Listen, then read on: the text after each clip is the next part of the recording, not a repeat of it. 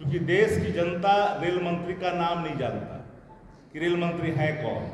Rail मंत्री अदृश्य हैं और रेल मंत्री चुपचाप रहे, इस मौत का इंतजार करते रहे। अगर इन पत्रों का समीक्षा कर ली होती और उसके पहले ये सावधानियों से निपट लिए होते, सिग्नल को ठीक कर लिए होते, तो मैं समझता हूं कि इतनी बड़ी सामूहिक हत्या इस देश में नहीं होती। आज मारे गए हैं, संख्या भी कहीं न कहीं इसको छिपाई जा रही है। अभी तो शिनाख्त भी नहीं हो पा रहा है कि कौन लोग हैं, कहाँ के लोग हैं। यह भी जो दिल खुल करके आया है, यह भी एक चिंता का विषय है। इसलिए मेरा मानना है कि एक सामूहिक हत्या है। बाईस में जब गिरे थे उस समय नेता प्रतिपक्ष आदरणीय तेजस्वी प्रसाद यादव थे और सवाल खड़े भी हुए थे, लेकिन जब सत्ता में आने के बाद इन मामलों को देखने के बाद IIT रुड़की को जांच के लिए दे दिया गया। प्रथम दृष्टया में जो मामले आए, 5 स्टैंड को तोड़ने का आदेश भी दे दिए गए। अब तो कंपनी बिहार के जहां जहां पुल का निर्माण कर रही है, अब सब पुलों की समीक्षा आवश्यक प्रतीत हो गई है, तो वह भी सरकार उन पहलुओं पर भी विचार कर रही है। नमस्कार, मैं हेमंत कुमार। उड़ीसा के बालासोर में ट्रेन हादसे को लेकर राजद ने आज एक बड़ा आरोप लगाया है। राजद के प्रवक्ता शक्ति सिंह यादव ने कहा है कि उड़ीसा के बालासोर में जो ट्रेन हादसा हुआ उसकी पृष्ठभूमि पहले से सरकार को पता थी, उसकी जानकारी थी सरकार को, और सरकार ने उस पर कोई संज्ञान उसका नहीं लिया।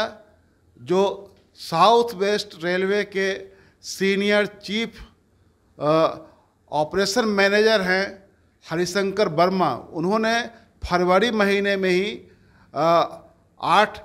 9 फरवरी को उन्होंने रिपोर्ट दी थी रेलवे को, जिसमें कहा था कि सिग्नलिंग सिस्टम में बहुत अधिक खामी है, जिसकी वजह से ट्रेन दुर्घटनाएं हो रही है। और वह जो रिपोर्ट थी, वह रिपोर्ट एक तरह से पूरी तरह से अलार्मिंग रिपोर्ट थी रेलवे के लिए, लेकिन रेलवे ने उस पर कोई ध्यान नहीं दिया, जिसकी वजह से ये बालासोर की भी घटना हुई।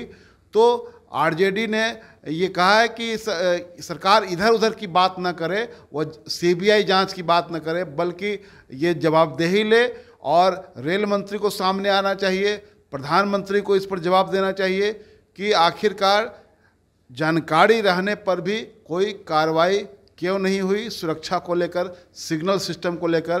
क्योंकि यह सवाल उठ रहा है कि सिग्नल सिस्टम इतना फॉल्टी है कि कभी भी कोई बड़ा हादसा हो सकता है। सुनिए सुनिए शक्ति सिंह यादव क्या कह रहे हैं।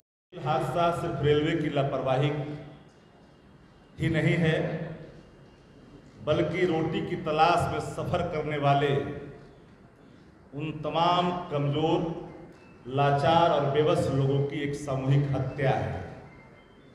हत्या हम इसलिए कह रहे हैं कि रेलवे अधिकारी ने 2 फरवरी को ही सरकार को, रेल मंत्रालय को पत्राचार कर करके स्पष्ट तौर पे कहा कि सिग्नल, इलेक्ट्रिकल और मैकेनिकल 2 फॉल्ट की तरफ इशारा था।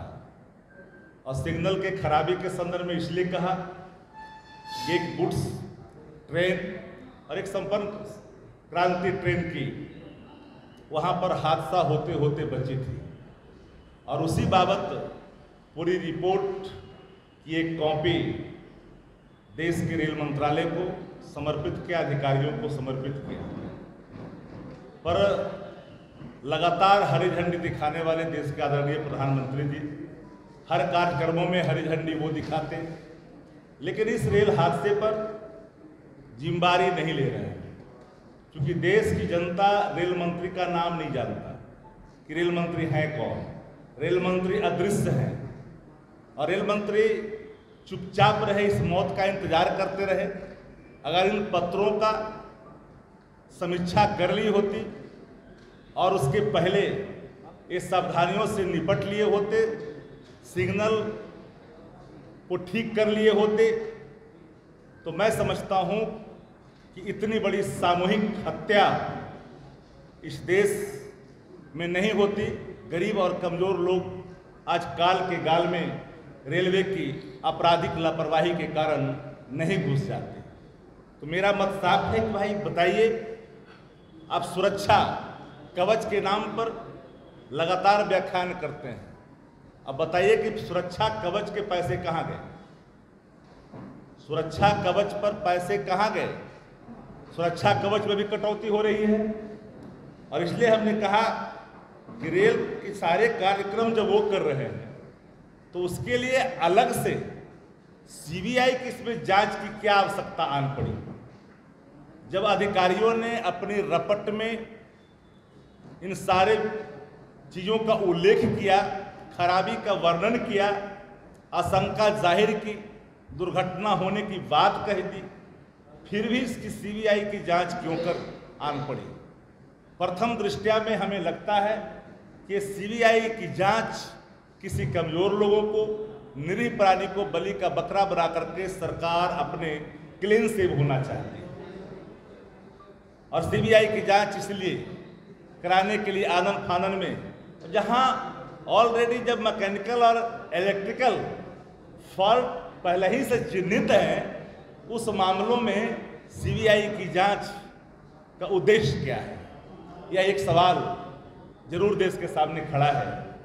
इसलिए रेलवे का जो हादसा है, बिरसौर रेलवे दुर्घटना है, एक क्रिमिनल नेग्लिजेंसी सिर्फ एक सामूहिक हत्या का मामला बनता है।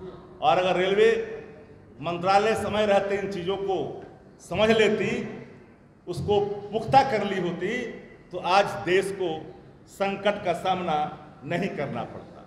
सबसे बड़ी बात कि सीमाओं पर, देश के सीमाओं पर जहां भारत की प्रतिष्ठा घट रही है, वहीं भीतर गरीब और कमजोर लोगों की जान मुफ्त में यूं ही काल के गाल में समाने पर मजबूर कर रही है देश की हुकूमत। तो आज का जो हमारा एक पाठ था कि रेलवे के सवाल पर हम किन से मांगे, हम तो इस्तीफे की बात भी नहीं करते। ये तो टोटली एक हत्या का मामला है। जो नैतिकता को मानक मान के आत्मसात करके जो निर्णय लेते हैं, नैतिकता उनके लिए, नैतिकता उनके लिए कतई नहीं है जो आपदा में भी अपने चेहरे चमकाने के अवसर तलाशते हैं, गम में भी एक अलग खुशी का माहौल बांटने की कोशिश करवाते हैं। तो इसलिए मेरा मानना साफ है कि पूरी जो रेलवे की दुर्घटना में जितने लोग हत्या, जितने लोग मारे गए हैं,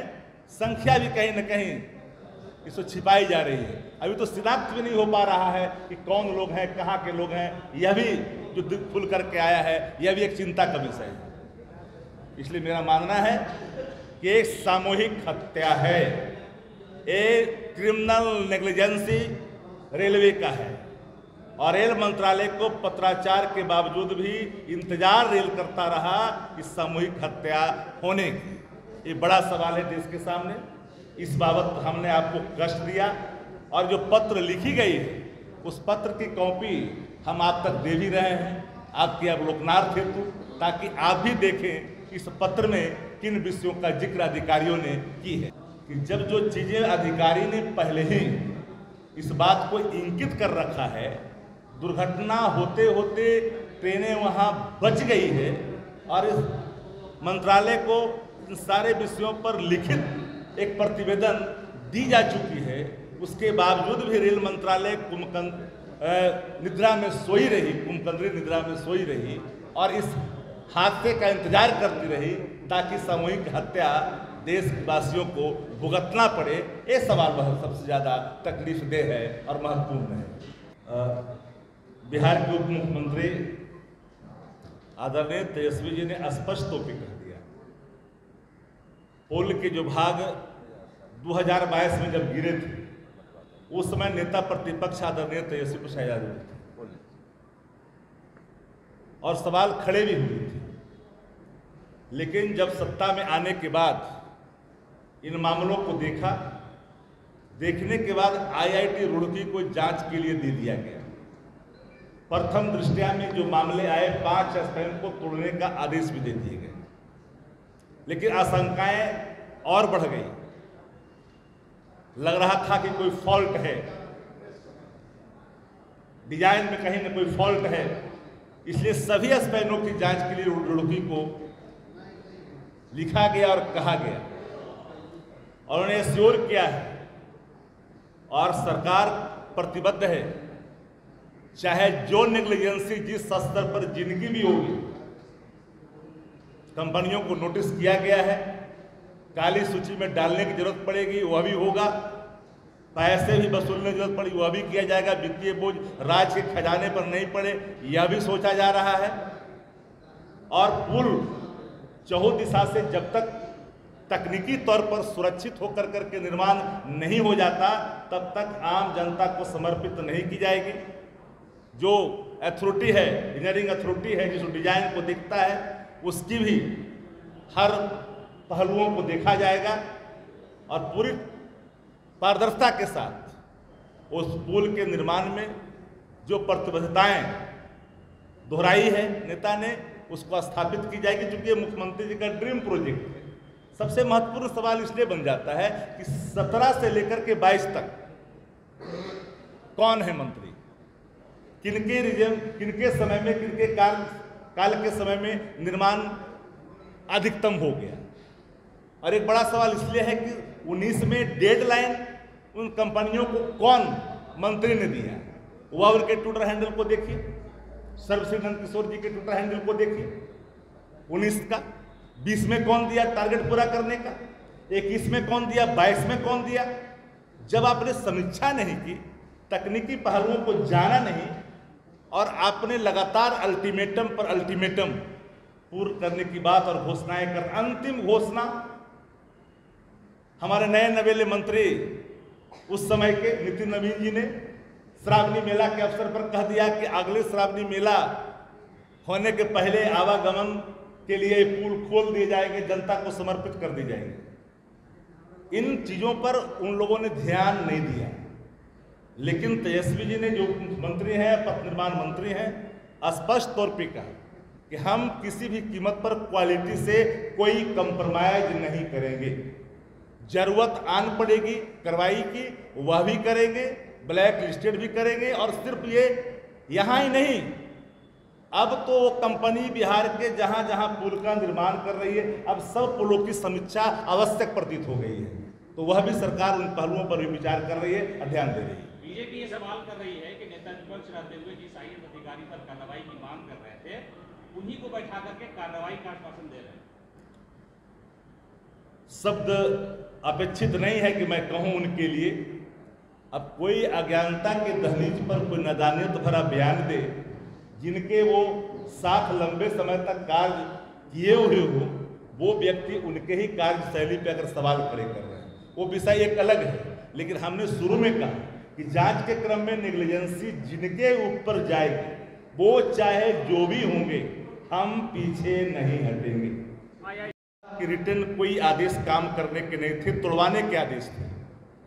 और एक चीज और जान लीजिए, रुड़की से बड़ा कोई आपके पास तकनीकी पहलुओं की जांच करने की संस्था नहीं है।